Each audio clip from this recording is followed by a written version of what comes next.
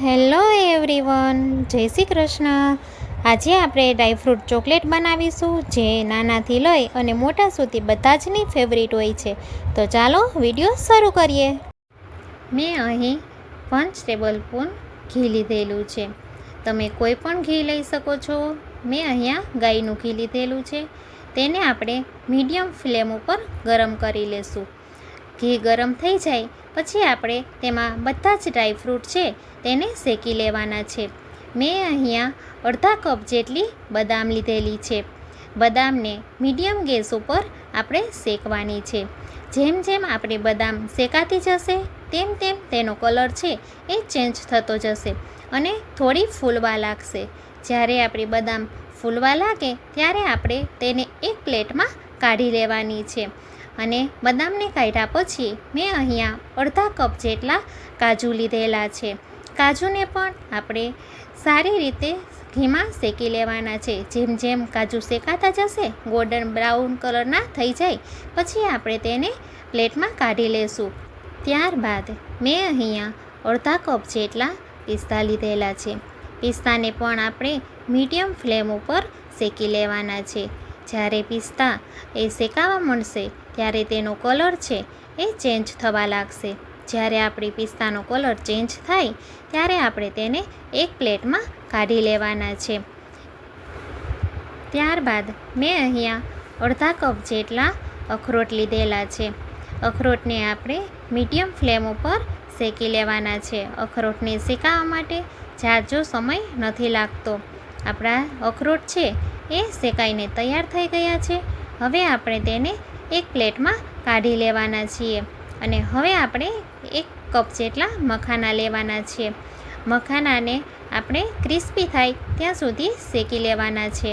મખાના સરસ રીતે શેકાઈ જાય ત્યારે આપણે તેને પ્લેટમાં કાઢી લઈશું। મેં અહીંયા 1 કપ જેટલા સિંગના દાણા લીધેલા છે।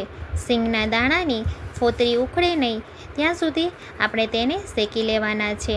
આપણે સિંગના દાણાની ફોતરી ઉખડવા લાગે એટલે આપણે તેને એક પ્લેટમાં કાઢી લેવાના છે। હવે આપણે બધા જ ડ્રાયફ્રૂટને આ રીતના ઝીણા કટ કરી લેવાના છે।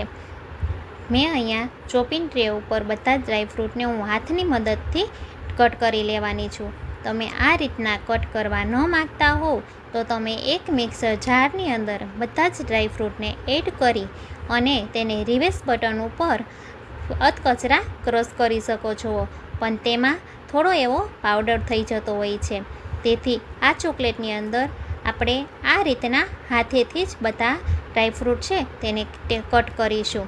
આ રીતના કટ કરવાથી બધા જ ડ્રાયફ્રૂટ છે તેના એક સરખા કટકા થાય છે અને જ્યારે બાળકો તે ચોકલેટ ખાય છે ત્યારે તેનો બધા જ ડ્રાયફ્રૂટનો ટેસ્ટ છે એ સરસ રીતે આવતો હોય છે।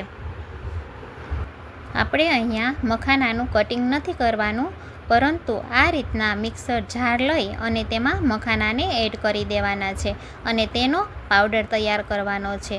મખાનાનો પાવડર છે એ સારી રીતના ચોકલેટમાં મિક્સ થઈ જતો હોય છે। તેથી આપણે આ રીતના પાવડર યુઝ કરીશું। અમૂલ મિલ્ક ચોકલેટ લીધેલી છે જેને આપણે આ રીતના ઝીણી કટ કરી લેવાની છે જેથી તે ફટાફટ ઓગળી જાય। આપણી ચોકલેટ ઓગળીને તૈયાર થઈ ગઈ છે। હવે આપણે આ ચોકલેટની અંદર ધીમે ધીમે બધા જ ડ્રાયફ્રૂટ છે એ એડ કરતા જશું અને તેને હલાવતા જશું। એકી સાથે આપણે બધા જ ડ્રાયફ્રૂટ છે એ એડ નથી કરવાના, થોડા થોડા ડ્રાયફ્રૂટ છે એ એડ કરતા જશું તો તેમાં ચોકલેટ સરસ રીતે ભળી જશે અને આપણા ડ્રાયફ્રૂટમાં ચોકલેટનું કોટિંગ છે એ પણ સરસ રીતે લાગી જશે। આપણી ચોકલેટ બનીને તૈયાર થઈ ગઈ છે। મેં તેને અલગ અલગ શેપ આપવા માટે આ રીતની ટ્રે લીધેલી છે। તમારી પાસે આ રીતની ટ્રે ના હોય તો તમે એક ડીશની અંદર બટર પેપર લગાવી તેમાં ચોકલેટને પાથરી અને મનપસંદ શેપ આપી શકો છો। આ રીતના શેપ આપવાથી બાળકો ખૂબ જ ચોકલેટ પસંદ આવે છે। આપણી ચોકલેટ બનીને તૈયાર થઈ ગઈ છે। જોવો, જોતાં જ મોઢામાં પાણી આવી જાય છે। આ રીતના તમે ચોકલેટ બનાવશો તો 100% બાળકોને ખૂબ જ પસંદ આવશે અને બાળકો છે એ પણ હસતા મોઢે ચોકલેટ ખાશે। આજનો વિડીયો તમને સારો લાગ્યો હોય તો લાઈક કરજો, શેર કરજો અને કોમેન્ટમાં લખીને જરૂરથી જણાવજો. નવા વિડીયો સાથે આપણે ફરી મળીશું. જય શ્રી કૃષ્ણ.